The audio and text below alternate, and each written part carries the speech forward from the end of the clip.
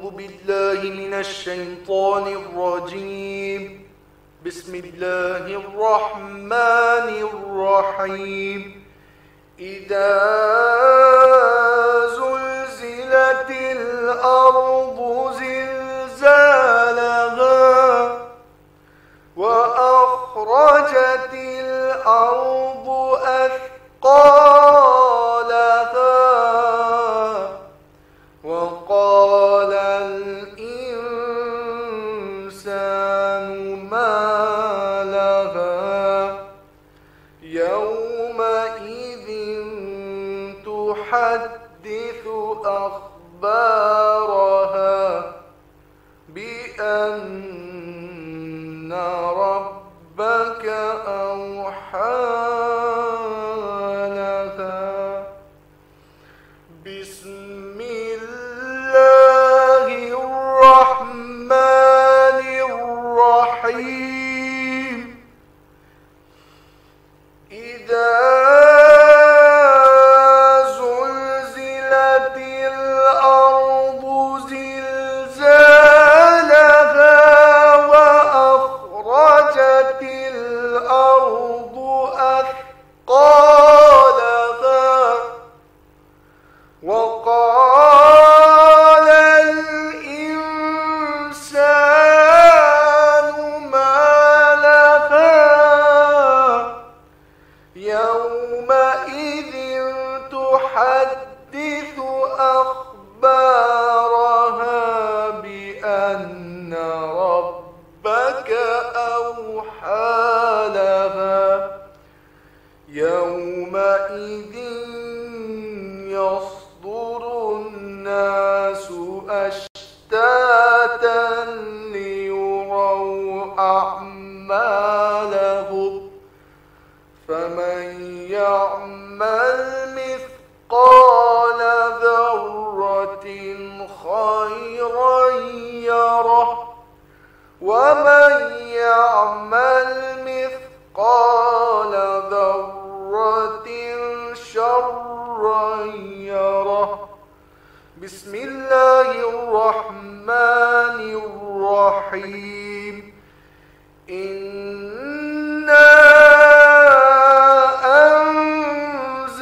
أنزلناه في ليلة القدر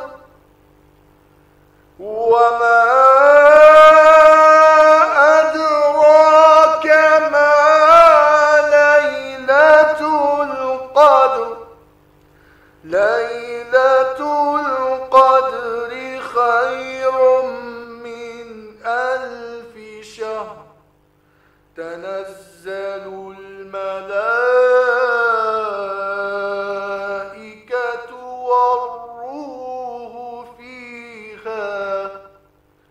والروح فيها بإذن ربهم من كل أمر. سلام هي حتى مطلع الفجر. صدق الله العلي العظيم.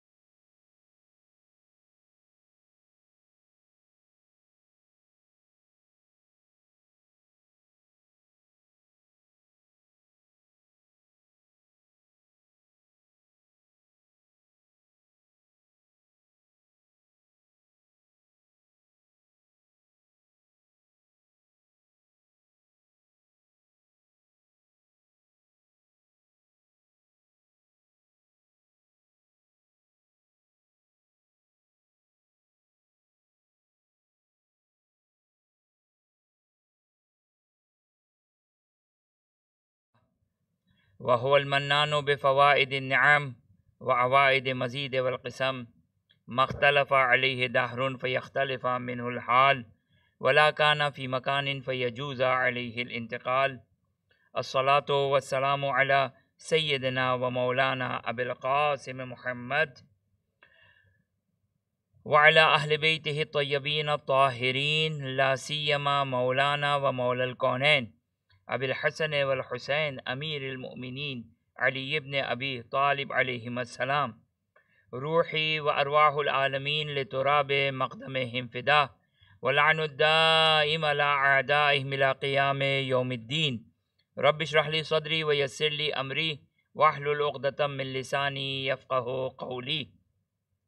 بسم الله الرحمن الرحيم. اللهم كل وليك الحجة ابن الحسن صلواتك عليه وعلى آبائه في هذه الساعة وفي كل ساعة وليا وحافظا وقائدا وناصرا ودليلا وعينا حتى تسكنه أرضك طوعا وتمتعه فيها طويلا. اللهم عجل لوليك الفرج واجعلنا من أنصاره وعوانه وأتباعه وشيعته والمستشهدين بين يديه. السلام عليك يا أبا عبد الله وعلى الأرواح التي حلت بفنائك. عليك مني سلام الله أبدا ما بقيت وبقي الليل والنهار ولا جعله الله آخر العهد مني لزيارتكم. السلام على الحسين وعلى علي بن الحسين وعلى أولاد الحسين وعلى أصحاب الحسين. أما بعد، فقد قال الله سبحانه وتعالى في كتابه الكريم: أعوذ بالله من الشيطان الرجيم بسم الله الرحمن الرحيم. وضرب الله مثلا للذين آمنوا امرأة فرعون إذ قال رب ابن لي عندك بيتا في الجنة ونجني من فرعون وقومه ونجنی من القوم الظالمین. صدق اللہ العلی العظیم. ہماری گفتگو اس نقطے تک پہنچی تھی کہ آپ کی خدمت میں یہ عرض کیا کہ شریعت کی نگاہ میں مرد اور عورت اصل مقصد کے اعتبار سے کوئی فرق نہیں. اس دوڑ میں جس دوڑ میں مرد شامل ہیں اس میں خواتین بھی بالکل اسی طرح شامل ہیں کہ جو قرب الہی، رضوان خدا، اللہ کی رضا کو حاصل کرنے کی دوڑ ہے. کہ جو انسان کی خلقت کا مقصد اگرچہ قرآن نے وما خلقت الجن والانس الا لیعبدون کہہ کر جو لفظ استعمال ہوا وہ ایک عام مفہوم اور ایک عام روزمرہ کے استعمال کے اعتبار سے اس کا ترجمہ درست نہیں ہے. اگر ہم اس کا اس طرح ترجمہ کریں تو پھر ہر اعتبار سے بات صحیح ہو جائے گی.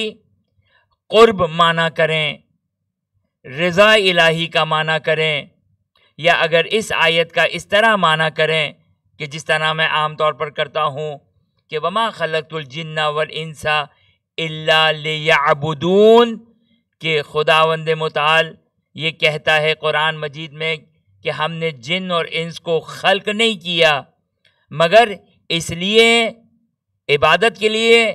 یہ اس کا سرسری ترجمہ ہے، لیعبدون، تاکہ وہ بندے ہو جائے، تاکہ وہ مقام بندگی تک پہنچ جائے.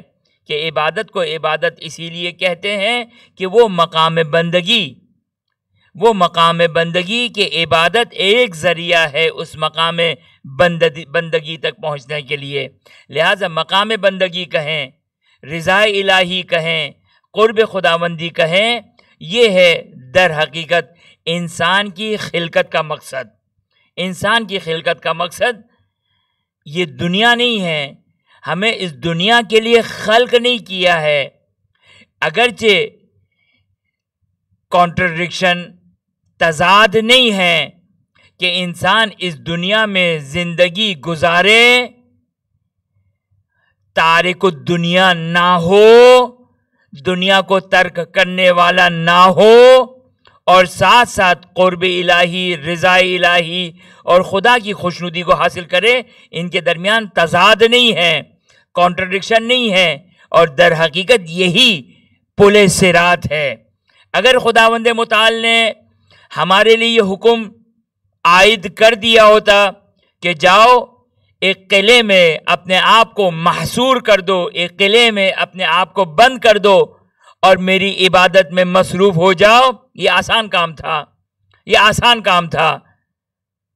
لیکن یہ ہے مشکل کہ انسان اس ظلمت بھری دنیا میں، اس تاریکی دنیا میں، جہاں چاروں جانب سے شیاطین مومن کو اپنے بہکاوے میں، اپنے وسوسے میں بہکاتا ہے، یہاں قرب الہی کو حاصل کرنا مشکل ہے، یہاں خدا کی رضا کو حاصل کرنا مشکل ہے۔ اور جو اس مقام میں جتنا عالی سے عالی مقام تک پہنچے گا وہ خدا کے نزدیک اتنا ہی مقرب ہوگا۔ ان اکرمکم عند اللہ اتقاکم، اتقاکم کہ یہاں پر یہ بھی اسی رضا الہی، اسی قرب الہی، اسی بندگی کے ردیف میں ہے، یہ پیرلل ہے، وہی معنی ہے اتقاکم کہ تقوی کے مقام تک پہنچ جائے۔ تقوی یعنی وہی رضا الہی کہ انسان خدا کے رضا کو حاصل کرے، انسان خدا کے رضوان اور خدا کے قرب کو حاصل کرے۔ بس یہ آپ نے ملاحظہ فرمایا کہ یہاں پر کوئی فرق نہیں ہے۔ اور یہ آیت جو آج ہم نے سرنامہ کلام کے طور پر آپ کی خدمت میں پیش کی، سورہ تحریم کی آخری 2 آیتیں، یہ قابل توجہ آیت ہیں، توجہ کیجیے گا، قابل توجہ آیت ہیں یہ 2۔ اور اس کے بعد میں کل کی بات کو، جہاں پہ میں نے بات چھوڑی تھی وہیں سے اس کو کنیکٹ کروں گا، خوب توجہ کریں۔ عجیب آیت ہے سورہ تحریم کی یہ 2 آیتیں۔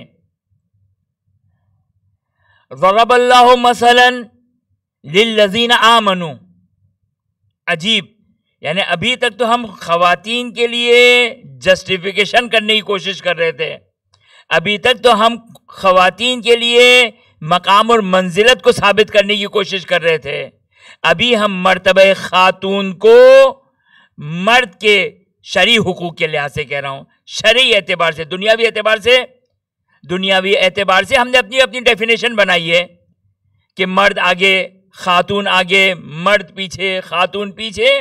یہ ہم نے دنیاوی اعتبار سے، خدا کے نزدیک یہ سارے کرائیٹیریاز، یہ سارے معیارات، یہ سارے ملاقات بیکار ہیں، سارے یہ صرف اور صرف شیطانی وسوسوں کے اور کچھ نہیں ہے کہ خاتون یہ کہے کہ مردوں کے ہم شانے بشانہ ہے، مرد یہ نعرہ لگائے کہ مثال کے طور پر خواتین کو بھی وہ حقوق ملنے چاہیے۔ خوب یہ مسلم تعلیمات الہی کے برخلاف ہے، تعلیمات الہی کے برخلاف ہے جب وہ اپنی حدود کو پار کر جائے۔ اور بہرحال حدود تو پار ہوں گی جب ہم مستحبات کو، جب ہم مستحب حقوق کو جب ہم پامال کریں گے تو آہستہ آہستہ دیندار خواتین، متدین خواتین، مومنہ خاتون پھر ان حدود میں داخل ہوں گی کہ جو قطعی اور واضح طور پر ریڈ لائن ہے، ریڈ لائن کو کراس کر رہی ہے، یعنی حرام کے دائرے میں داخل ہو جائیں گی۔ اب یہاں تک تو خاتون کو اجازت مل گئی کہ مثال کے طور پر حجاب میں وہ جاب کر سکتی ہے، حجاب میں وہ کام کر سکتی ہے، حجاب میں وہ یہ کر سکتی ہے، حجاب میں وہ کر سکتی ہے، اگرچہ اس میں بھی کہاں یہ وہ گرے ایریا ہے، وہ اننون ایریا ہے کہ جہاں پر واضح نہیں ہے۔ خداوند متعال نے کل آپ کی خدمت میں عرض کیا تھا میں نے کہ مردوں کا میدان الگ قرار دیا ہے، خواتین کا میدان الگ قرار دیا ہے۔ وَإِلَّا اصل دین میں نماز، روزہ، حج، زکوٰۃ، خمس، اس میں دونوں مشترک ہے لیکن میدان الگ الگ ہے۔ عورتوں کی اپنی کچھ ذمہ داریاں ہیں، مردوں کی کچھ اپنی ذمہ داریاں ہیں، اور اس نظام دنیا کو چلانے کے لیے، نظام دنیا کیا ہے؟ نظام دنیا کھانا پینا لباس مکان، یہ ہے نظام دنیا، یہ ہے نظام دنیا. دنیا کا نظام یہ ہے.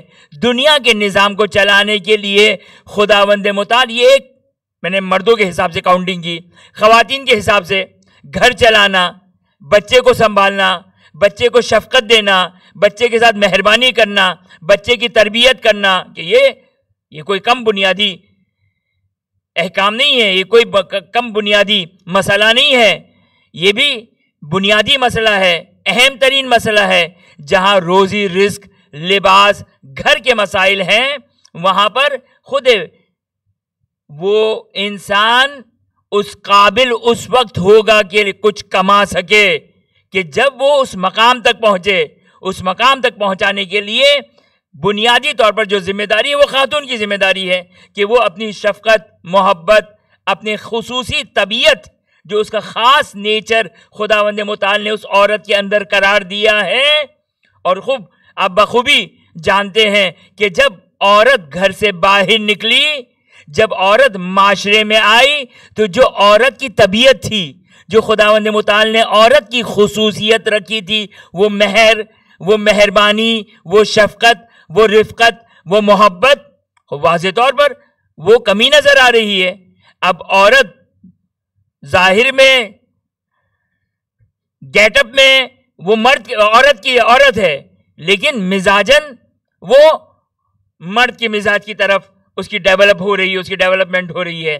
اب وہ بچے کی تربیت کے لیے جو ایک خاص ضرورت ہے کہ جو گھر چلانے کے لیے یہ دو اپوزٹ نیچر، ایک مرد کا نیچر جو خشن نیچر ہے، جو سخت نیچر ہے، جو خود تربیت کے لیے ضروری ہے، دوسری طرف جو خاتون کا نیچر ہے محبت اور مہر اور مہربانی والا، یہ دو سیٹ اپ کے سے انسان کی نسل کی تربیت ہوگی.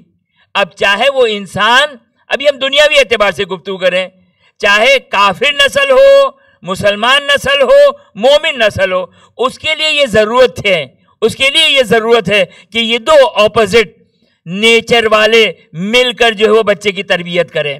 اللہ ای حال توجہ کیجئے گا. پس خداوند متعال نے یہ دو اپوزٹ نیچر قرار دیے تاکہ یہ دنیا کا جو سیٹ اپ ہے، دنیا کا اپنا ایک سیٹ اپ ہے، پورا دنیا کا پورا ایک نظام ہے.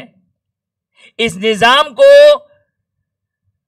اب مجھے نہیں معلوم، دیکھیں اب اس کے پیچھے لابد حتمن کوئی نہ کوئی باقاعدہ اس کو نظام کو تبدیل کرنے کا باقاعدہ کوئی نہ کوئی نظام ہوگا. اس کے پیچھے نظام جو دنیا کا نظام ہے اس کو چلانے کے لیے یقینی طور پر کچھ انٹلیکچوئل نام کے کچھ لوگ ہوں گے کہ جو دنیا کے نظام کو جس طرح چاہیں بدلنا چاہیں بدلتے رہتے ہیں.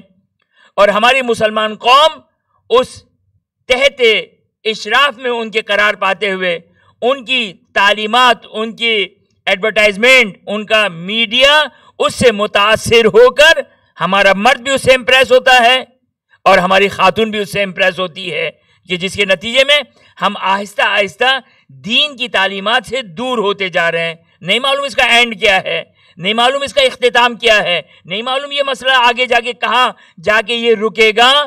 لیکن بہرحال اگر ہم نے اپنے جوانوں کی، چاہے لڑکے ہوں چاہے لڑکیاں ہوں، اگر ہم نے ان کی تربیت نہیں کی اور فقط ہم شریعت کے دائرے کو، شریعت کی احکام کو سہارا لیتے لیتے اگر ہم نے اس مسئلے کو آگے بڑھایا، نہیں معلوم کہ یہ مسئلہ آگے کہاں جا کے ختم ہوگا. لیکن بہرحال ان چیزوں کو ہمیں مد نظر رکھنا چاہیے. جس طرح شیعہ قوم میں بڑی بڑی کانفرنسیں ہوتی ہے، بڑے بڑے جلسے اور بڑی بڑی میٹنگز ہوتی ہیں، ان مسائل کو بھی سنجیدہ طور پر جو کو ہمیں ڈسکس کرنی چاہیے.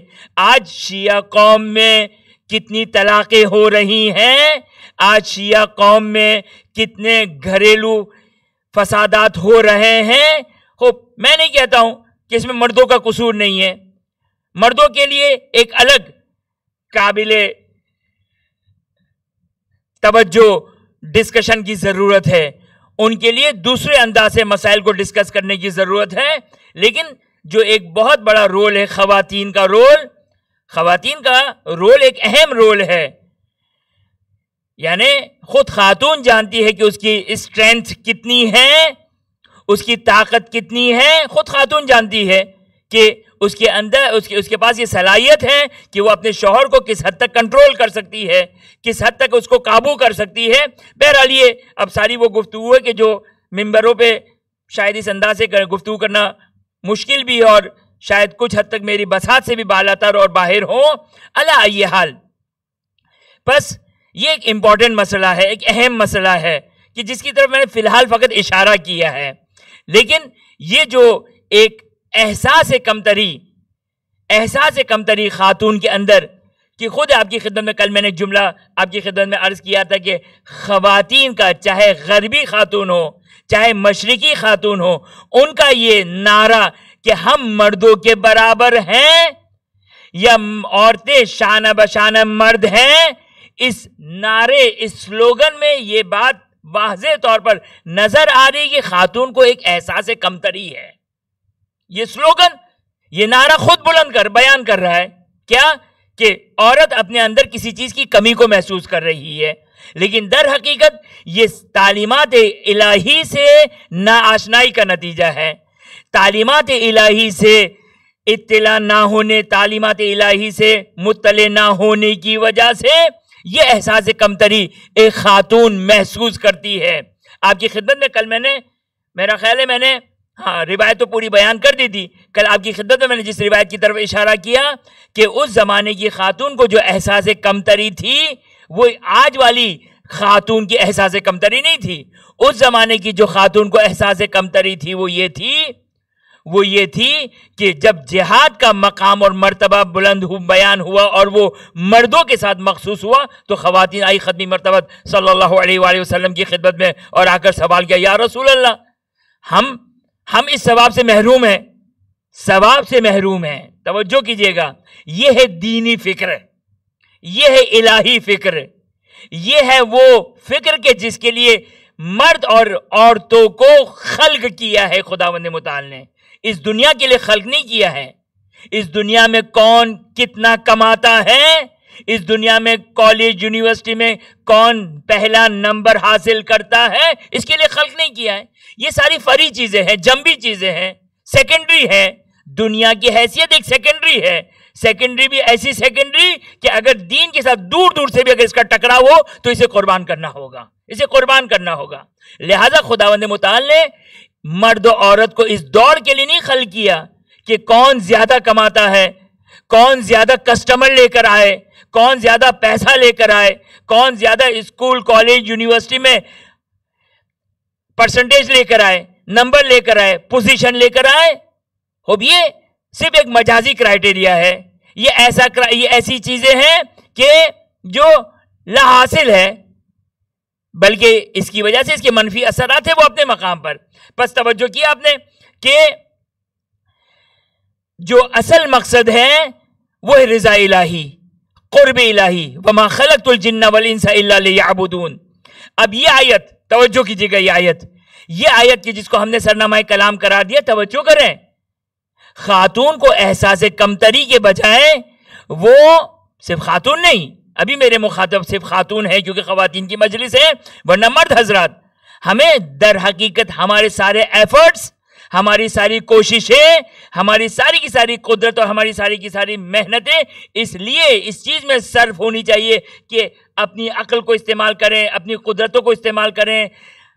ہم فکر کے ذریعے سے، تدبر کے ذریعے سے، دیکھیں ہماری زندگی میں فکر مفقود ہے. کیوں؟ دیکھیں فکر روایتوں میں فکر کی بڑی فضیلت بیان کی ہے. خود سوچنا، مال دنیا حاصل کرنے کے لیے نہیں کہہ رہا ہوں. دیکھیں مال دنیا کی اگر حصول رزق حلال کا اگر میری ان گفتگو سے کوئی نیگیٹیوٹی ظاہر ہو رہی ہو تو میں معافی چاہتا ہوں. نہیں، بالخصوص مردوں کے لیے ان کی شرعی ذمہ داری ہے، یا تحد وجوب یا تحد استحباب، یا واجب حد تک یا مستحب حد تک، کہ یہ مردوں کی ذمہ داری ہے کہ رزق حلال کو حاصل کریں. لیکن رزق حلال کو حاصل کرنا یہ اولویت نہیں ہے. اولویت تو ہے، یا مستحب ہے یا واجب ہے تو اولویت ہی ہو گئی نا. نہیں، مستحب ہے، واجب ہے ایک دوسرے عنوان سے. اصل مقصد کیا ہے؟ رضا الہی کو حاصل کرنا. تفکر اور تدبر جو ہماری زندگی سے ختم ہو چکا ہے. کسی کے پاس ٹائم نہیں ہے کہ وہ سوچے بیٹھ کر, اپنے آپ کو سوچے کہ میں کہاں کھڑا ہوں, خدا کے بارے میں سوچے, خدا کی صفات کے بارے میں سوچے, اعمال کے بارے میں سوچے, رضا الہی کس طرح احسن طریقے سے. یہ ایک اہم مسئلہ میں نے کہا, رضا الہی. اب جب رضا الہی آتی ہے تو ہم قرآن کھول لیتے ہیں, ہم نماز پڑھنا شروع کر دیتے ہیں. یقینی طور پر قرآن رضا الہی کے حصول کا ایک ذریعہ ہے, نماز رضا الہی کے حصول کا ایک ذریعہ ہے. لیکن اگر انسان کے پاس اگر علم ہو, علم دین, تعلیمات آل محمد علیہ السلام, اگر یہ انسان کے پاس ہو تو انسان کو پتا چلے گا کہ احسن رضا, بہترین رضا الہی کس چیز کے ذریعے سے حاصل ہوگی. اور یہ امپورٹنٹ ہے, یہ امپورٹنٹ ہے. ہر مومن کی کوشش ہوتی ہے, بالخصوص جب ایام عزا آتے ہیں, ایام ماہ رمضان آتے ہیں, تو انسان ایک مومن کی کیفیت اس پر طاری ہو جاتی ہے, ایک دیندار کی کیفیت اس پر طاری ہو جاتی ہے. ہر انسان کے اوپر, ہر گنہگار اور نیک انسان کے اوپر ایک روحانیت جس کو آپ کہتے ہیں, ایک کیفیت اس کے اوپر طاری ہو جاتی ہے. اب وہ کوئی نہ کوئی نیک کام کرنا چاہتا ہے, اگر اس کے پاس تعلیمات اہل بیت نہیں ہیں تو بعض اوقات ممکن ہے وہ رضا الہی میں ایک بہت ہی معمولی سا کام انجام دے, چاہے اس میں اس کو زیادہ مشقت ہو, علم نہ ہونے کی وجہ سے. اور بعض اوقات ممکن ہے اپنے خیال میں وہ رضا الہی کو حاصل کر رہا ہے یا کر رہی ہے, لیکن ممکن ہے وہ رضا الہی کا حصول کا سبب نہ بنے. وجہ کیا ہے؟ علم کا مفقود ہونا, علم کا نہ ہونا. کون سا علم؟ علم تعلیمات آل محمد. یہ تعلیمات آل محمد کہاں سے حاصل ہوں گی؟ یہ تعلیمات آل محمد حاصل ہوں گی روایات آل محمد علیہ السلام سے. اور یہ فقہ, یہ جو فقہ ہے اس کو کوئی معمولی نہ سمجھے. لیکن ایک مسئلہ ہے جو میں نے مختصر سے چند عرصے پہلے جس چیز کو میں نے احساس کیا کہ فقہ ناکافی ہے. اگرچہ یقینی طور پر فقہ کا بہت بڑا رول ہے, لیکن میں نے اس بات کو احساس کیا.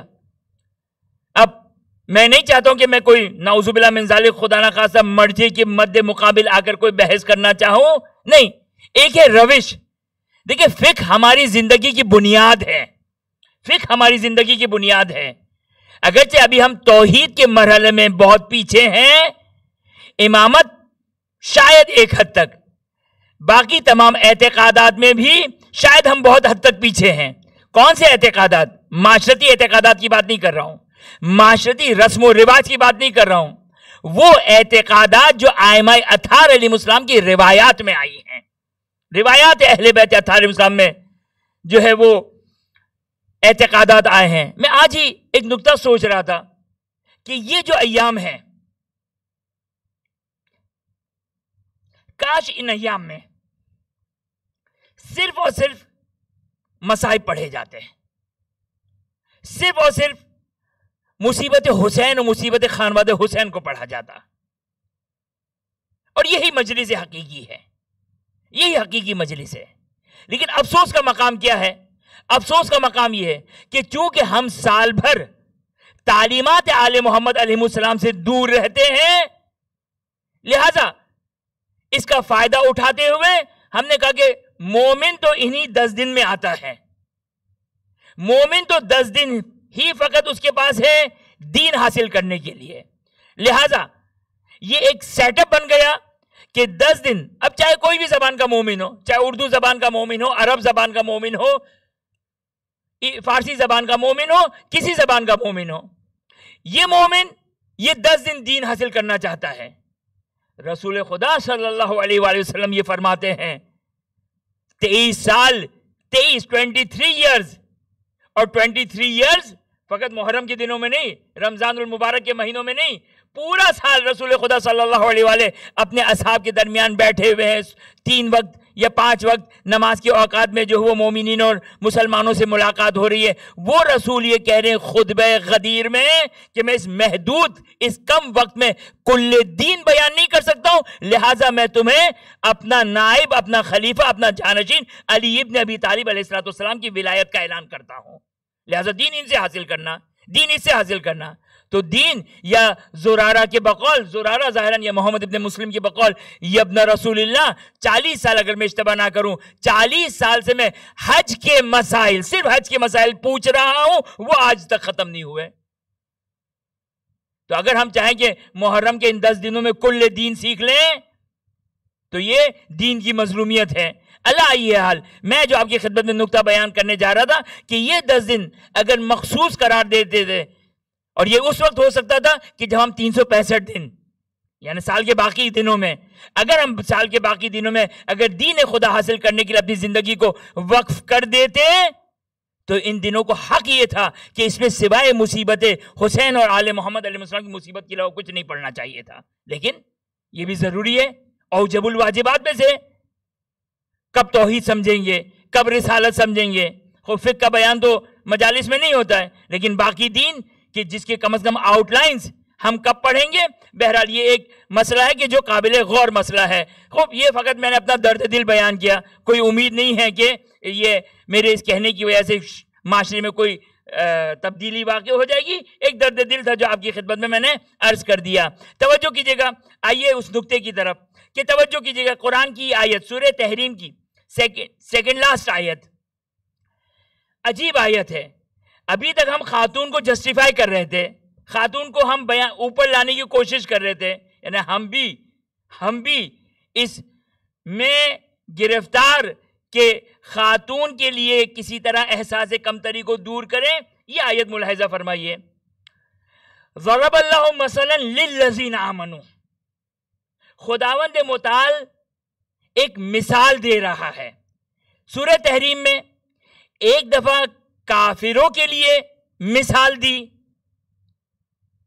اب مثال ایگزامپل، مثال کا مطلب ایگزامپل، کافروں کے لیے ایگزامپل دی نوح اور لوط کی بیویوں کے ذریعے سے۔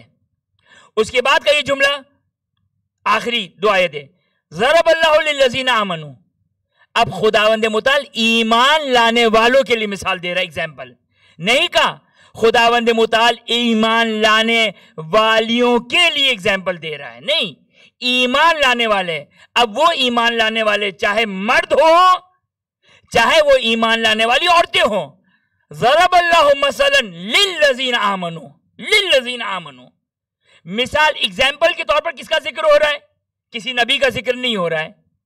اب خدا کا کیا فلسفہ ہے، کسی نبی کی مثال نہیں دی، وہ شاید ممکن ہے سورہ تحریم کی مناسبت سے شاید عورتوں کے لیے عورتوں کو بے عنوان ایگزامپل بیان کیا ہو، کیونکہ سورہ تحریم ازواج رسول سے مخاطب ہے کہ جہاں پر ازواج رسول خدا صلی اللہ علیہ وسلم پر کس طرح ایک ذہنی ٹارچر کیا اور اذیت پہنچائی، شاید ممکن ہے اس مناسبت سے خواتین کا تذکرہ کیا ہو سورہ تحریم میں۔ لیکن اللہ یہ حال، اگر ہم اس آیت کے اطلاق کو دیکھیں، ظاہر آیت کو اگر ہم خالی دیکھتے ہیں اور خود سورہ اگر کوئی قرینہ جو وہ نہیں بنا پاتا ہے تو ہم یہ دیکھتے ہیں کہ یہ آیت کیا بیان کر رہی ہے، ضرب اللہ مثلا للذین آمنوا، کہ خداوند متعال ایمان لانے والوں کے لیے چاہے مرد ہو چاہے عورت ہو۔ ایگزامپل کیا ہے؟ کسی نبی کی نہیں دی، 1,24,000 انبیاء میں سے کسی نبی کی نہیں دی، کسی اوصیہ کی نہیں دی، بلکہ 2 مواحد خواتین کی ایگزامپل دے رہا ہے قرآن، کہ ظاہر ہے مسلمان کہنا بھی درست سے ضروری نہیں کہ مسلمان رسول صلی اللہ علیہ وسلم کی امت کو کہا جائے، نہیں، امت سابقہ میں بھی جو ایمان لے کر وہ مسلمان ہیں، وہ مومن ہیں یا مومنہ ہیں۔ 2 کی ایگزامپل دی، کس کے لیے؟ یعنی مردوں کو ایگزامپل دی جا رہی ہے۔ بھائی ایگزامپل کس کو کہتے ہیں؟ اگر آپ کلاس روم میں مثال کے طور پر جب آپ کہیں اسٹوڈنٹ سے مخاطب ہو کر کہ تم لوگ کیوں نہیں پڑھتے ہو، یہ فلاں اسٹوڈنٹ کو دیکھو کہ کتنے اچھے نمبر لے کر آ رہا ہے، اس کو کہتے ہیں ایگزامپل دینا، اس کو کہتے ہیں ایگزامپل دینا۔ خداوند متعال ایمان لانے والوں کے لیے ایگزامپل دے رہا ہے۔ دو ایگزامپل، پہلی ایگزامپل، دوسری ایگزامپل تو شاید ممکن ہے کوئی آ کر کہے کہ بھائی وہ تو معصومہ تھی، وہ تو معصومہ تھی، لہذا وہ ایگزامپل شاید ممکن ہے ہم اس کو اس طرح ریجیکٹ کر دیں. لیکن پہلی ایگزامپل امرأۃ فرعون، ضرب اللہ مثلا للذین آمنوا امرأۃ فرعون، کہ خداوند متعال فرعون کی زوجہ یعنی جناب آسیہ کی مثال دے رہا ہے، جناب آسیہ کی ایگزامپل دے رہا ہے. اب یعنی ایگزامپل کس چیز کے لیے ایگزامپل؟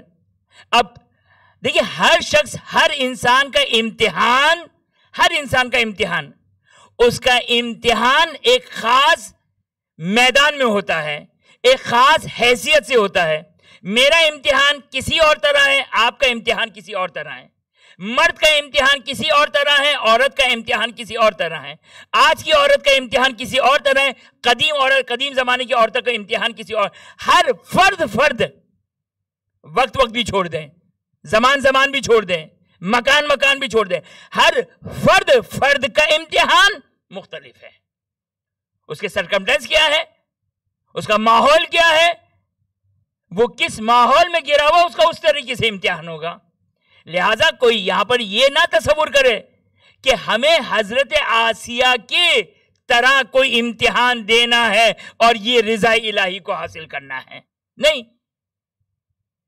اب میں توجہ کریں، میں پہلے اس آیت کو مکمل کروں کہ خداوند متعال مثال دے رہا ہے، ایگزامپل دے رہا ہے ایمان لانے والوں کے لیے، ایمان لانے والوں سے مخاطب ہو کر کہہ رہا ہے. جس طرح میں نے اسٹوڈنٹ کی مثال دی نا کہ جب ٹیچر اگر 31 اسٹوڈنٹس کی کلاس میں 30 اسٹوڈنٹ سے مخاطب ہو کر یہ کہے کہ تم لوگ کیوں نہیں پڑھتے ہو، یہ بھی تو پڑھتا ہے، یہ بھی تو اچھے نمبر لے کر آتا ہے، تو 30 اسٹوڈنٹس کے لیے اس ایک اسٹوڈنٹ کو بے عنوان ایگزامپل بیان کر رہا ہے ٹیچر. خوب یہاں پر بھی خداوند متعال بے عنوان ایگزامپل بیان کر رہا ہے، ایمان لانے والوں کے لیے ایگزامپل ہے. یعنی ایگزامپل کا مطلب کیا ہے؟ نمونہ حیات. ایگزامپل کا مطلب نمونہ حیات. جہاں پر قرآن لقد کان لکم فی رسول اللہ اسوۃ حسنہ ختمی مرتبت افضل کائنات سید المرسلین سید الانبیاء کو اسوہ حسنہ قرار دے رہا ہے انسانوں کے لیے. اس طرح میں نہیں کہہ رہا ہوں کہ اسی اعلیٰ درجے پر، لیکن یہ بہرحال ایگزامپل میں ایک نمونہ حیات ہے. نمونہ حیات کے طور پر خداوند متعال یہ ایگزامپل دے رہا ہے، یہ مثال دے رہا ہے کہ اے ایمان لانے والو، تمہارے لیے خداوند متعال ایگزامپل دے رہا ہے. کس کی؟ آسیہ زوجہ فرعون، امرأۃ فرعون کی، آسیہ کی ایگزامپل دے رہا ہے. اب حضرت آسیہ کا اپنا امتحان ایک مختلف امتحان تھا کہ جو فرعون کے گھر میں تھا حق کے لیے. اب دیکھیں یاد رکھیے گا، تو کل جو ایک جملہ کہا تھا میں اس کو یہیں سے کنیکٹ کرنے کی کوشش کرتا ہوں کہ جہاں میں نے کل بات چھوڑی تھی، کل جہاں پہ میں نے بات چھوڑی تھی اسی کو کنیکٹ کرنے کے لیے کوشش کرتا ہوں کہ اسی سے میں بات کو کنیکٹ کروں. کل میں نے آپ کی خدمت میں جو بات کہی، توجہ کریں کہ خدا مثال دے رہا ہے جناب آسیہ کی. اب جناب آسیہ نہ مردوں کے لیے یہ ایگزامپل جو ایک خاص ماحول تھا جناب آسیہ کا، حضرت آسیہ کا، وہ مرد کا اس سے کیا تعلق، آج کے زمانے کی عورت کا اس سے کیا تعلق. لیکن بنیادی طور پر جو بات ہمیں سمجھ میں آتی ہے وہ کیا؟ وہ یہ کہ اگر حکم خدا، رضا الہی، قرب الہی کے ساتھ اگر کوئی چیز ٹکرا رہی ہو شریعت کے باؤنڈری میں، شریعت کا علم بہت ضروری ہے. اگر شریعت کا علم نہیں ہے تو یاد رکھیے گا کچھ نہیں کر سکتے ہماری ساری کی ساری زحمتیں برباد ہو جائے گی، ہماری ساری کی ساری کوششیں ضائع ہو جائے گی اگر ہمارے پاس شریعت کا علم نہیں ہے. تو اگر ہمارے پاس شریعت کا علم نہیں ہے، اگر ہمارے پاس یہی توضیح المسائل کا علم نہیں ہے، فقط توضیح المسائل کا مطلب نماز نہیں ہے، فقط توضیح المسائل کا مطلب روزہ نہیں ہے، اگرچہ یہ بھی ہے، لیکن کیا میں ایک بے عنوان مرد، دیکھیں میں شاید پہلے بھی ایک بات کسی گفتگو میں بیان کی ہے لیکن میں نے کسی شاید مجلس میں بیان نہیں کی ہے، توجہ کیجئے گا. ہر انسان کی زندگی تزاحم کے اندر گھری ہوئی ہے. تزاحم کس کو کہتے ہیں؟ تزاحم کس کو کہتے ہیں؟ یہ توجہ کیجئے گا. آپ کی خدمت میں جناب آسیہ کی یہ ایگزامپل بیان کرنے کے لیے یہ بیان کرنا ضروری ہے. تزاحم کس کو کہتے ہیں؟ تزاحم اس کو کہتے ہیں دو واجب کے درمیان ٹکراؤ، دو حرام کے درمیان ٹکراؤ، ایک واجب ایک حرام کے درمیان ٹکراؤ، حتیٰ دو مستحب کے درمیان ٹکراؤ، دو مکروہ کے درمیان ٹکراؤ. اگر میرے آپ کے پاس اگر دین کی تعلیمات نہیں ہیں، ہم فیل ہیں یہاں پر. خوب اس کی جو فقہا مثال دیتے ہیں، مثال آپ مسجد میں گئے، نماز جماعت، نماز کا ٹائم ہے، نماز پڑھنی ہے، نماز پڑھنی ہے، مسجد نجس ہو گئی. اب آپ کو رضا الہی حاصل کرنی ہے نا، کیسے کریں گے آپ؟ اگر آپ کے پاس علم فقہ نہیں ہے، اگر آپ کے پاس علم شریعت نہیں ہے، آپ رضایت خدا حاصل نہیں کر سکتے. آپ مسجد کو پاک کرنا جو واجب فوری ہے، اس کو پاک کریں یا نماز ادا کریں. اگر علم فقہ نہیں ہے، علم شریعت نہیں ہے، دین کا علم نہیں ہے، اب آپ کا جی چاہ رہا ہے کہ میں، اچھا بعض اوقات تو لوگوں کا جی بھی نہیں چاہ رہا ہوتا، لوگوں کو مسئلہ بھی بتا دیں تو بھی جو ان کا ایک ذہن بنا ہوتا ہے، یا وہ سمجھتے کہ جو گیٹ اپ انہوں نے اپنے لیے قرار دیا ہے، جس طریقے سے انہوں نے اپنی تربیت کی ہے، یعنی کیا مطلب؟ یہ جو میں جملہ کہہ رہا ہوں اس کا مطلب کیا؟ جیسے بعض اوقات اب یہی ایگزامپل لے لیں، ایک جگہ مسجد نجس ہے، نماز جماعت قائم ہو گئی ہے. اچھا نماز جماعت میں جو آنے والا ہوتا ہے وہ عام طور پر نماز جماعت کا شوقین ہوتا ہے اور چاہتا ہے کہ نماز جماعت کے جو ثواب روایتوں میں بیان کیا گیا اس کو درک کریں. اب ایک طرف پہاڑ جیسا ثواب، پہاڑ جیسا ثواب، ایک طرف یہ مسجد کی نجاست کو پاک کرنا، اس کا ثواب تو شریعت نے نہیں بیان کیا نا، نہیں بیان کیا، لیکن واجب ہے. ایک نقطہ آپ کی خدمت میں عرض کروں، کم ایسے واجبات ہیں جس میں خدا نے واجبات کا ثواب بیان کیا ہو. مستحبات کے لیے آپ دیکھیں، مستحبات میں اعمال شب قدر، اس کا یہ ثواب، یہ ثواب، یہ ثواب، یہ ثواب بیان کیا. فلاں اعمال جو یہ عمل انجام دے گا، یہ ثواب، یہ ثواب، یہ ثواب، یہ ثواب بیان کیا. نماز جماعت مستحب ہے، اس کا یہ ثواب، یہ ثواب، اگر اتنے لوگ ہو تو اتنا ثواب، اتنے لوگ ہو تو اتنا ثواب. ایک حد یہ ہے کہ جہاں پر ثواب سوائے خدا کے کوئی نہیں گن سکتا ہے. اب یہ ہے شریعت، یہ ہے فقہ، یہ حکمت. ایک طرف آپ کے سامنے مجمع ہے، نماز جماعت قائم ہو گئی، آپ کو حدیث یاد آ گئی کہ اتنا بڑا مجمع ہو تو اب اس کا ثواب سوائے خدا کے کوئی نہیں کاؤنٹ کر سکتا ہے. اب نماز پڑھنے جاؤں تو مسجد نجس ہے، مسجد پاک کروں تو میری نمازی جماعت چھوٹ جائے گی، اتنا سارا ثواب. مسجد پاک ہونے کے لیے تو خدا نے ثواب بھی بیان نہیں کیا ہے، لیکن ہے واجب. اب کیا کریں؟ یہ ہے تزاحم. ہماری پوری زندگی گھیری ہوئی ہے ان تزاحمات میں، ان مزاحمات میں. مستحبات میں تو الا ماشاءاللہ، مستحبات میں الا ماشاءاللہ ہماری زندگی گھیری ہوئی ہے. یہ مستحب کا اپنا تقاضا ہے، یہ مستحب کا اپنا تقاضا ہے، دونوں مستحب کو ہم انجام نہیں دے سکتے. کس کو ترجیح دیں؟ اگر ہمارے پاس صحیح علم نہ ہو، اگر ہمارے پاس صحیح معلومات نہ ہو. ایک اور ایگزامپل دوں میں آپ کو، ایک اور ایگزامپل دوں. ایام نوروز کسی کا واٹس ایپ پہ میسج آیا میرے پاس. کیا میسج آیا ذرا ملاحظہ کیجئے گا کہ مولانا نوروز کا جو وقت ہے وہ بعین ہی تقریباً ظہر پہ پڑ رہا ہے، تو مولانا یہ جو نوروز کی اعمال ہیں، اگر ہم نے نماز ظہر اثر پڑھی تو ہمارے نوروز کے اعمال چھوٹ جائیں گے، تو مولانا کیا کریں؟ واقعاً سچی بات یہ ہے کہ جب میں نے سوال سنا تو تن بدن میں آگ لگ گئی.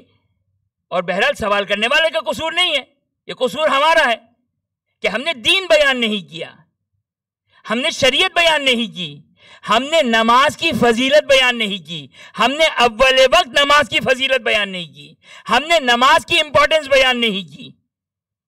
اب خاتون یا جس کا بھی واٹس ایپ تھا اس کا سوال کہ کیا یا ہم ایسی تیسی کر کے جلدی جلدی نماز ختم کر دیں تاکہ ہمیں نوروز کا ثواب مل جائے؟ ارے نوروز کے اعمال کا ثواب کی آتھینٹسٹی کے لیے کوئی معتبر روایت بھی موجود نہیں، معتبر روایت بھی موجود نہیں سوائے سوشل میڈیا کے۔ یعنی ایسا نہیں کہ کوئی کتابوں میں موجود نہیں ہے، کتابوں میں موجود ہے، لیکن سوشل میڈیا آ کر پمپنگ کرتا ہے، سوشل میڈیا آ کر اتنا ثواب بیان کرتا ہے، اتنا ثواب بیان کرتا ہے کہ وہ شاید فرشتے بھی تعجب کر رہا ہو کہ اتنا تو ثواب ہم نے بھی نہیں سوچا تھا۔ ظاہر ہے سوشل میڈیا کی ہی برکت ہے، ایک حد تک اس کا فائدہ ہے لیکن اس کا نقصان بہت زیادہ ہے۔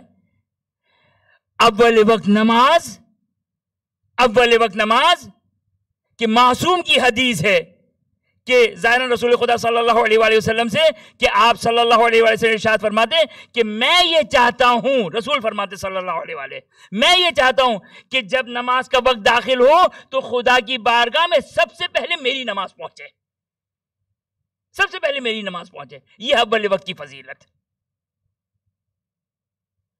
نافلہ نمازیں الا ماشاءاللہ روایات، حتیٰ روایتوں میں یہ آیا، واجب نماز تو چھوڑ دیں، نافلہ نماز کے لیے صحیح معتبر روایتوں میں آیا کہ اگر کوئی نافلہ نماز ظہر عصر مغرب عشاء فجر کی نافلہ چھوڑتا ہے وہ معصیت کرنے والا ہے۔ اگرچہ معصیت وہ معنوں میں نہیں ہے، قطعاً معنوں میں نہیں ہے کیونکہ خود شارع نے اجازت دی ہے، لیکن روایات دیکھیں آپ، روایات دیکھیں، اگر ہمارے پاس تعلیمات نہ ہوئی تو نتیجہ یہی ہوگا۔ اب یہ مثال ممکن ہے کوئی پریشان ہو بیچارہ کہ مولانا اس کا تو حل بتا کے جائیں کہ یہ مسجد پاک کریں یا جماعت میں جائیں، خوب واضح ہے۔ اگر ایک مستحب اور ایک واجب کے درمیان ٹکراؤ ہو، واجب ہے کہ واجب کو مقدم کیا جائے۔ نماز جماعت مستحب ہے، نماز جماعت مستحب ہے، یا نماز جماعت نہ بھی ہو، نماز جماعت نہ بھی ہو، آپ کو نماز پڑھنی ہے، ظہر عصر کی نماز پڑھنی ہے، مسجد نجس ہو گئی، اس کا وقت باقی ہے ابھی، واجب ہے کہ مسجد کو پاک کیا جائے۔ فقہا نے بیان کیا، فقہا نے بیان کیا۔ تو آپ کی خدمت میں کیا عرض کر رہا تھا میں، توجہ کیجئے گا، آپ کی خدمت میں یہ بات عرض کر رہا تھا کہ ہماری زندگی میں قدم قدم پر دین کے احکامات اس طرح ٹکرا رہے ہیں۔ آپ کے پاس اتنی طاقت نہیں ہے، آپ کے پاس اتنی طاقت نہیں ہے کہ آپ سارے مستحبات کو انجام دیں، تو کس کو انجام دیں، کس کو انجام دیں؟ کوئی آپ کے پاس علم ہونا چاہیے، آپ کے پاس علم ہونا چاہیے کہ میں کس مستحب کو ترجیح دوں، یا دو واجب کے درمیان ٹکراؤ ہو جائے، کس واجب کو ترجیح دوں؟ اب یہی مثال میں، اسی مثال میں مسجد ایک طرف نجس ہے، دوسری طرف نماز ظہر عصر قضا ہو رہی ہے، اب کیا کریں؟ یہ ہے تضاؤم۔ اگر دین کی معلومات نہیں ہے تو آپ مجھے بتائیے رضا الہی اصل آبجیکٹ کیا ہے ہمارا؟ اصل ہمارا ایم مقصد کے رضا الہی کو حاصل کرنا۔ ہم اپنے اندر اس بات کو اتار دیں کہ اصل جو خدمت ہے اپنی ذات کے لیے جو اصل نجات ہے وہ کہ رضا الہی کو حاصل کرنا، خدا کی رضا کو حاصل کرنا، یہ اصل کرائیٹیریا ہے، یہ اصل معیار ہے۔ اس کے لیے خداوند متعال نے ہمیں اس دنیا میں بھیجا ہے اور ہماری خلقت کی ہے۔ تو یہ اصل کرائیٹیریا ہے، رضا الہی۔ رضا الہی کہاں سے حاصل ہوگا؟ کہاں سے حاصل ہوگا؟ اب روایت تو سپورٹ کریں گی، میں اور آپ احکامات فقہیہ، احکامات شریعہ ہم روایتوں سے نہیں نکال سکتے ہیں، ہمارے پاس وہ صلاحیت نہیں ہے، ہمارے پاس وہ صلاحیت نہیں ہے، وہ استنباط کرنے کی صلاحیت نہیں ہے۔ لہٰذا ایک حد تک ضرور، ایک حد تک یہ توضیح المسائل، یہ احکامات شریعہ، یہ فقہ ہماری ان جگہوں پہ مدد کریں گی۔ اب جناب آسیہ سلام اللہ علیہا، جناب آسیہ کا مقام، جناب آسیہ، چلیں جناب خدیجۃ الکبریٰ، خب یہ بہرحال تقریباً خانواد اہل بیت سے ہو گئی، اگرچہ وہ بھی غیر معصومہ ہی تھی نا، اپنے آپ کو اتنا بلند کیا کہ رسول خدا نے انتخاب کیا صلی اللہ علیہ وآلہ، اپنے آپ کو اتنا بلند کیا۔ ورنہ جناب خدیجہ تو ایک معذرت کے ساتھ ایک عام خاتون تھی نا، تھی تو عام خاتون، اپنا مرتبہ اتنا بلند کیا کہ روایت کا جملہ ہے کہ جبرائیل نازل ہوتے ہیں، رسول خدا کو سلام دیتے ہیں اور کہتے ہیں کہ خدا نے آپ کو سلام دیا ہے اور خدا نے کہا ہے کہ جناب خدیجہ تک سلام پہنچا دو. یہ جناب خدیجہ نے اپنا اسٹیٹس بلند کیا, اپنا مقام بلند کیا. زیارتوں میں جہاں معصومین آئمہ اطہار علیہ السلام کی زیارت ہے, ان زیارتوں میں نام آتا ہے جناب خدیجہ کا. السلام علیک یا وارث آدم و صفوت اللہ, السلام علیک یا وارث نوح نبی اللہ, السلام علیک یا ابن امیر المؤمنین, السلام علیک یا ابن خدیجۃ الکبریٰ. زیارت وارثہ میں خدیجۃ الکبریٰ سلام اللہ علیہا. یہ ایک خاص یعنی یہ زیارت میں جناب خدیجہ کے فرزند کے ذریعے سے سلام بھیجوانا, یا امام سجاد سلام اللہ علیہ اس کربلا کے میدان میں جب اپنا تعارف کروا رہے ہیں تو جناب خدیجہ سلام اللہ علیہ کے ذریعے سے تعارف کروا رہے ہیں.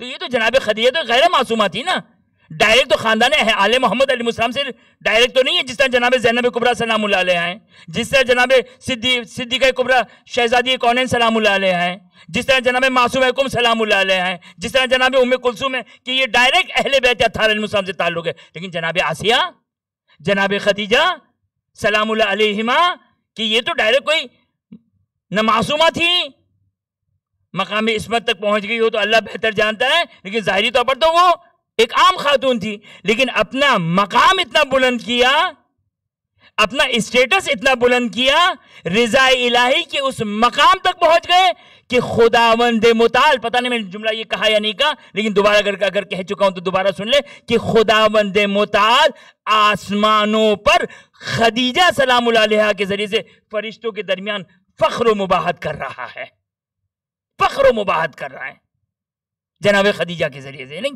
کیا مقام اپنا بلند کیا جناب خدیجہ نے, کہ خداوند متعال فرشتوں کے درمیان فخر و مباحت کر رہا ہے, فرشتوں کے درمیان فخر و مباحت کر رہا ہے. یہ جناب خدیجہ کیا چیز, یہ جناب خدیجہ مگر کیا ہمارے لیے نمونہ حیات نہیں ہے؟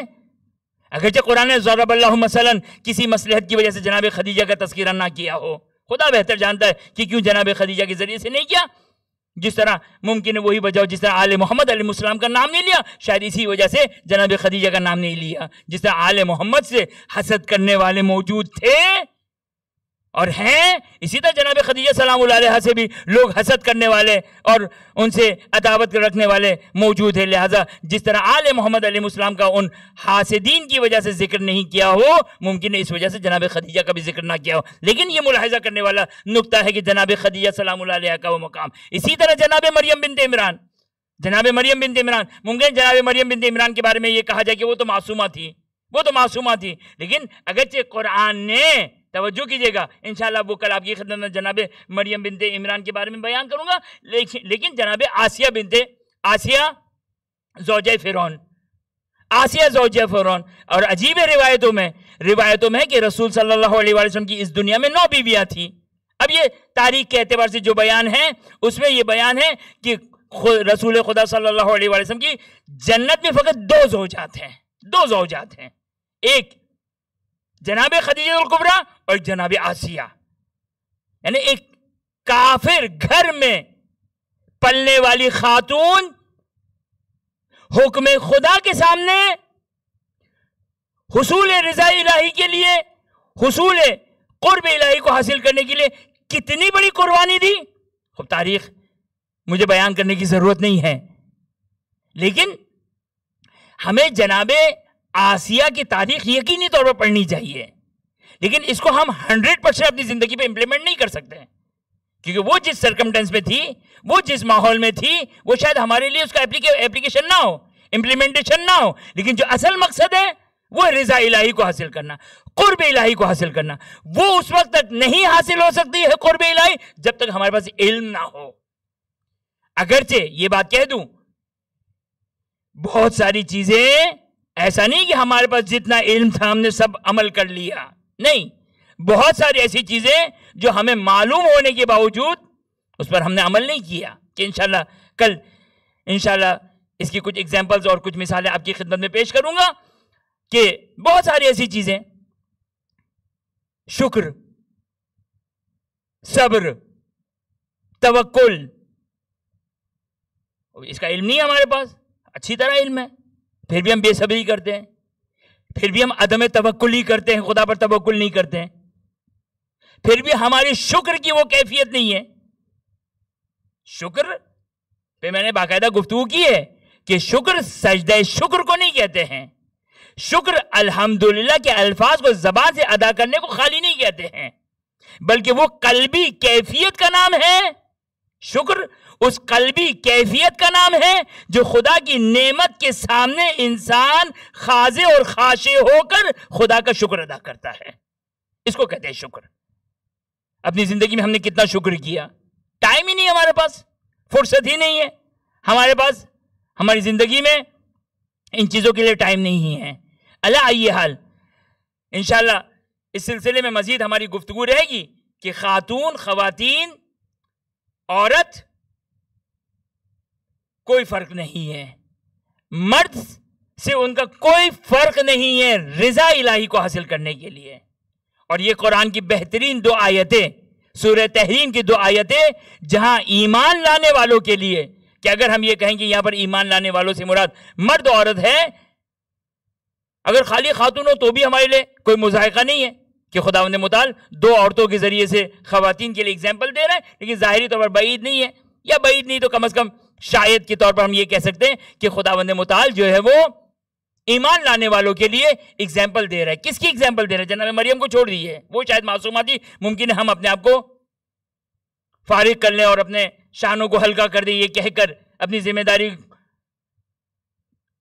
کا بوجھ اتار دیں یہ کہہ کر کہ وہ تو معصومہ تھی. جناب آسیہ تو ایک عام خاتون تھی نا، ظاہری طور پر عام خاتون تھی، لیکن کس مقام پر پہنچی؟ کس مقام پر پہنچی؟ کس چیز کے ذریعے سے؟ صرف اور صرف حکم خدا کے سامنے سر تسلیم خم ہونے کے ذریعے سے. یہ اہم چیز ہے. یہ ہماری کل ساری کی ساری مجالس کا خلاصہ یہی ہے. کوئی میری باقی مجالس کو سنے یا نہ سنے، آج کی مجلس کو سنا ہو یا نہ سنا، ایک ہی مقصد ہے کہ انسان رضا الہی کے لیے چاہے مرد ہو چاہے عورت ہو، دونوں مشترک ہیں، دونوں مساوی ہیں، دونوں ایک ہی دوڑ میں شامل ہیں. کون خدا کی رضا کو زیادہ حاصل کرے گا؟ ان اکرمکم عند اللہ اتقاکم. خدا کے نزدیک مکرم بندہ، باعزت انسان، محترم انسان، مقرب بندہ وہی ہے جو رضا الہی کو سب سے زیادہ حاصل کرنے والا ہے. یہ ماحصل ہے ہماری آنے والی گفتگو اور گزشتہ گفتگو کا، یہ ماحصل ہے. لیکن اس کا مطلب یہ نہیں کہ چھٹی کریں، نہیں. جب یہ تذکرہ سنتے ہیں نا تو آپ کے لیے، سننے والے کے لیے بھی موٹیویشن ہوتا ہے، پڑھنے والے کے لیے بھی موٹیویشن ہوتا ہے. کم از کم 2-4-5 دن تو مجھ پر بھی اثر ہوگا، 2-4-5 دن تو مجھ پر بھی اثر ہوگا. سننے والے کے لیے بھی یقینی طور پر امید ہے اگر میرے قلب اور میرے دل اور میرے اخلاص کے ساتھ اگر نکلی ہوگی میری زبان سے تو شاید 2-4 دن آپ کے لیے بھی مؤثر ہو جائے یہ گفتگو. لیکن ذکر قرآن اور ذکر اہل بیت اور ذکر محمد و آل محمد علیہ السلام ہے تو یقینی طور پر یہ مؤثر ہونے والی ہے.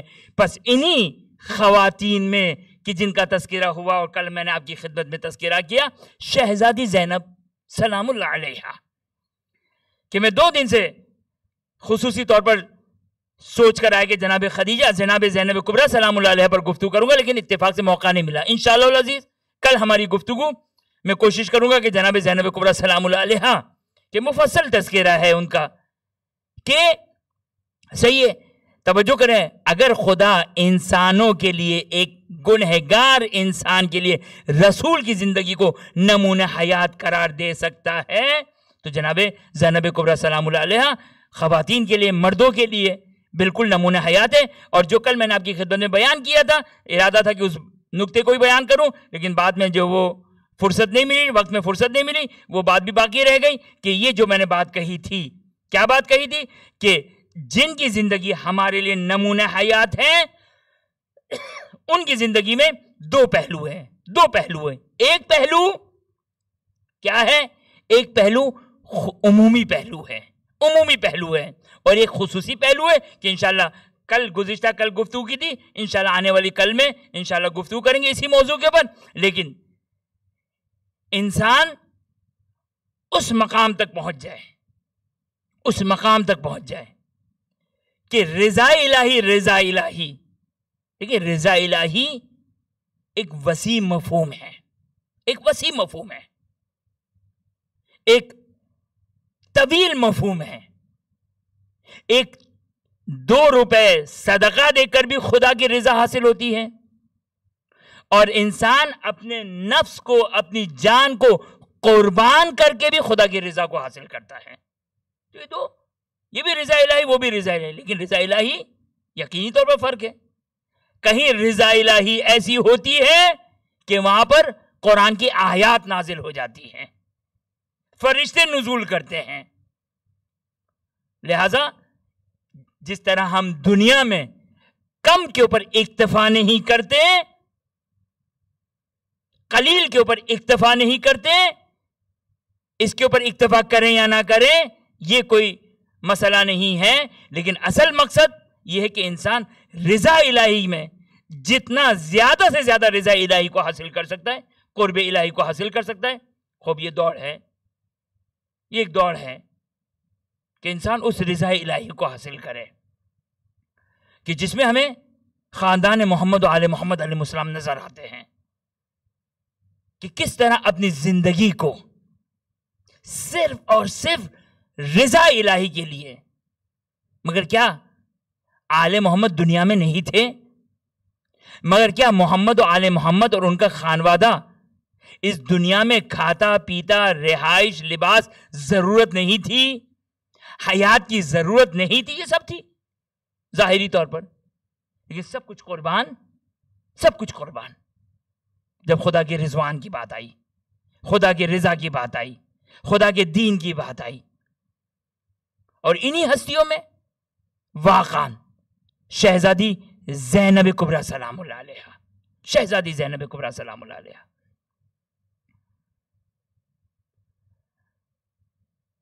شہزادی زینب کس مقام پر تھی؟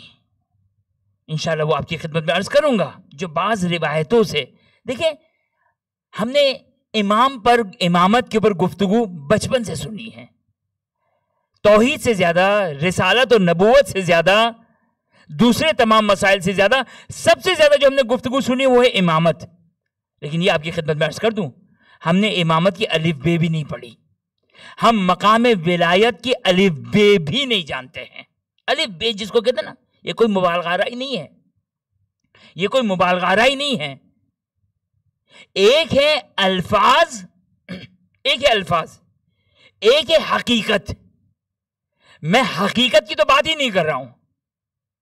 خود معرفت امام میں ہم الفاظ کی حد تک بھی الف بے ہم نے ولایت اور امامت کی حقیقت کو نہیں پہچانا ہے. تو باقی دین کے مسائل تو اللہ ہی حافظ ہے. اور اس میں شہزادی زینب کہ کیا مقام، جملہ کہہ رہا ہوں آج تشریح کل کروں گا، کس مقام ولائی پر، کس مقام ولایت پر پہنچی ہوئی تھی. وجہ کیا تھی؟ وجہ ایک ہی وجہ ہے کہ معرفت کا لیول، خدا کی معرفت، ایمان، حجت خدا کی معرفت، حجت خدا کے سامنے سر تسلیم خم ہونا. اس کے لیے قربانی دینی پڑتی ہے. قربانی کا مطلب فقط ظاہری قربانی نہیں، قربانی دینے کے بعد اپنے پورے وجود پر سر تسلیم خم ہونا خدا کی بارگاہ میں اور صبر کرنا، یہ ہے قربانی. یہ ہے قربانی. ممکن ہے تاریخ میں بہت سارے لوگوں نے بڑی بڑی قربانیاں دی ہوں، لیکن ایمان کا وہ لیول نہیں ہے، ایمان کا وہ لیول نہیں ہے. حضرت زینب کبریٰ سلام اللہ علیہا ایمان کا وہ لیول، قربانی کے ساتھ جب ایمان کا لیول مل جائے تو اس کا نام ہے زینب کبریٰ سلام اللہ علیہا. بس قربانی کا آغاز کہاں سے ہوا؟ قربانی کا آغاز مدینے سے ہوا. مدینے سے 2 محرم ہے، یہ خاندان آل محمد سرزمین کربلا پر داخل ہونا چاہتے ہیں. لیکن میں اپنے آج کے مصائب کا آغاز کروں گا کہ جب یہ خانوادہ کربلا سے چلنا شروع ہوا. روایت کا جملہ ہے، محلہ بنی ہاشم ہے، بھیڑ لگی ہوئی ہے. کسی نے سوال کیا کہ یہ بھیڑ کس بات کی ہے؟ تو کہنے والے نے کہا کہ حسین اپنے گھر والوں کے ساتھ مسافرت پہ جا رہے ہیں۔ میں اور آپ اس بات کو احساس نہیں کر سکتے ہیں۔ ہمارے اور آپ کے لیے ایک ملک سے دوسرے ملک جانا، ایک شہر سے دوسرے شہر منتقل ہونا، شاید مادی لحاظ سے ہم اس بات کا احساس کریں، لیکن جو درد، جو دکھ، جو اذیت، جو غم حسین ابن علی کے لیے تھا نا، اس کو ہم درک نہیں کر سکتے ہیں۔ اس لیے کہ مولا حسین اپنے نانا کو چھوڑ کر جا رہے ہیں۔ حسین ابن علی اپنی مادر گرامی کو ودا کر کے جا رہے ہیں۔ وہ کوئی حسین کے دل سے پوچھے، بس ایک مرتبہ حسین اپنے بیوی بچوں کے ساتھ، اپنے گھر والوں کے ساتھ شہر مدینہ چھوڑنا چاہتے ہیں۔ ایک بیویاں سوار ہو رہی ہے، یکایک ایک مرتبہ ہلچل مچی، بھگدڑ ہوئی۔ کسی نے سوال کیا اس ہجوم اور اس بھگدڑ کی وجہ کیا ہے؟ تو کہنے والے نے کہا علی کی شیر دل بیٹی زینب کبریٰ سوار ہونے جا رہی ہے اور مقتل کا جملہ ہے یہ تو مدینہ ہے کس شان سے جناب زینب کبریٰ سلام اللہ علیہا سوار ہونے جا رہی ہے۔ ایک طرف مقتل بیان کرتا ہے، دائیں طرف عباس علمدار ہے، بائیں طرف علی اکبر ہے۔ ہائے کیا محاصرہ ہے، کیا محصور کیا ہوا ہے، کیا حفاظت ہے۔ ہاتھ جوڑ کے کہوں گا مولا ابو الفضل عباس، یہ تو آپ کا شہر ہے، آپ کا محلہ ہے، کس کی مجال ہے کہ زینب کبریٰ پر کوئی نگاہ اٹھا کر بھی دیکھ سکے؟ مولا علی اکبر، ہائے پھوپھی کا اتنا انتظام ہو رہا ہے، اتنی حفاظت ہو رہی ہے، ارے کون آپ کی پھوپھی کے اوپر بری نگاہ اٹھا کر دیکھ سکتا ہے؟ لیکن شہزادی زینب سلام اللہ علیہ اس محصور میں، اس حصر میں شہزادی زینب کو لے کر جایا جا رہا ہے۔ اس حفاظت میں ایک طرف ابو الفضل عباس علیہ السلام ہے، ایک طرف حضرت علی اکبر ہے۔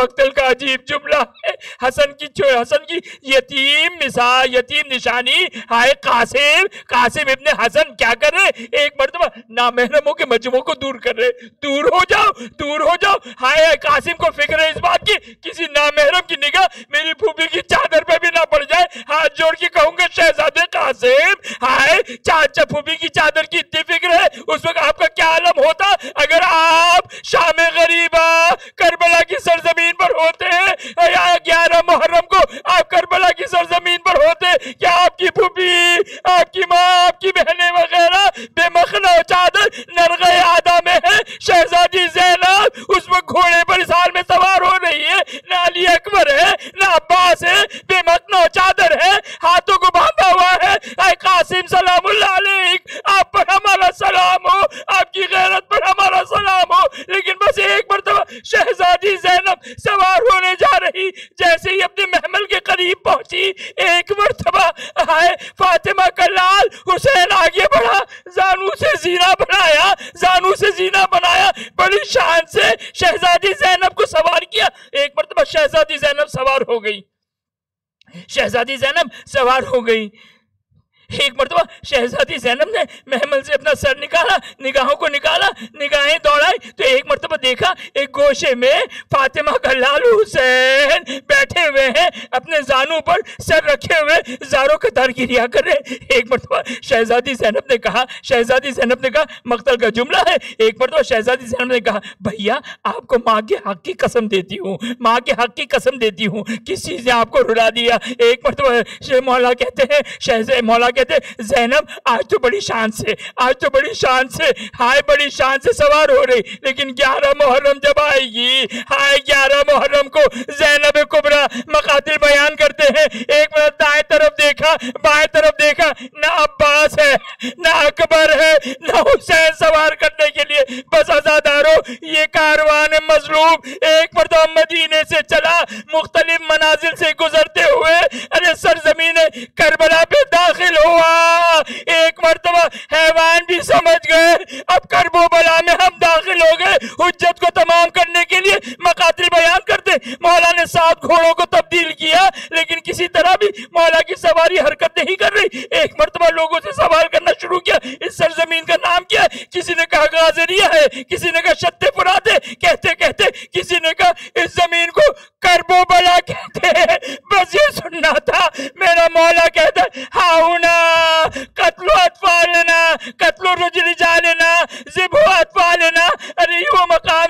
جس مقام پر ہمارے مردوں کو قتل کیا جائے گا، ارے یہ وہ مقام ہے جہاں پر ہماری بیویوں کو بے مخنا چادر اسیر کیا جائے گا۔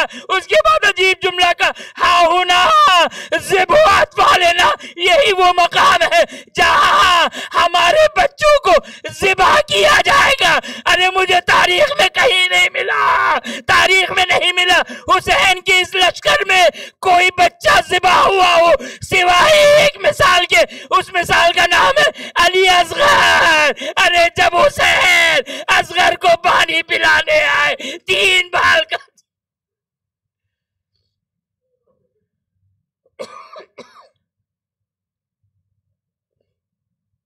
وَسَيَعْلَمُ الَّذِينَ ظَلَمُوا أَيَّ مُنقَلَبٍ يَنقَلِبُونَ۔ بار الہ ان آنسو کو باعث شفاعت قرار فرما۔ خداوند تو یہ واسطہ دیتے محمد و آل محمد کی عظمت کا واسطہ، حاضر مجلس مومن و منات کل مومن و منات کی تمام جائز حاجات کو پورا فرما۔ خداوند تو یہ واسطہ دیتے محمد و آل محمد کی عظمت کا واسطہ، جو مومن و منات پریشان حال روزی رزق کی مشکلات میں گرفتار، بچوں کی تعلیم، بچوں کی شادی، گھریلو مسائل، مختلف مسائل میں گرفتار ہیں، بحق محمد و آل محمد، خداوند تمام مومن و منات کی تمام مشکلات کو دور فرما۔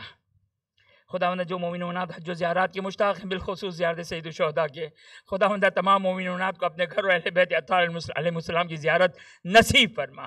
جو مومن و مومنات اس دنیا سے جا چکے، حاضرین مجلس مومن و مومنات کی مرحومین، کل مرحوم مومن و مومنات جو اس دنیا سے جا چکے، خداوند بحق محمد و آل محمد تمام مرحومین کی مغفرت فرما۔ حاضرین مجلس مومن و مومنات ان کے متعلقین میں جو بیمار ہیں، دنیا بھر میں جہاں جا جو مومن و مومنات بیمار ہیں، خداوند بحق محمد و آل محمد تمام مومن و مومنات کو صحت عاجلہ اور کاملہ عطا فرما۔ خداوند اپنی آخری حجت امام عصر زمان سلام اللہ علیہ کے ظہور میں تعجیل فرما، ہمیں ان کے اعوان و انصار میں قرار فرما۔ ربنا تقبل منا انک انت السمیع العلیم۔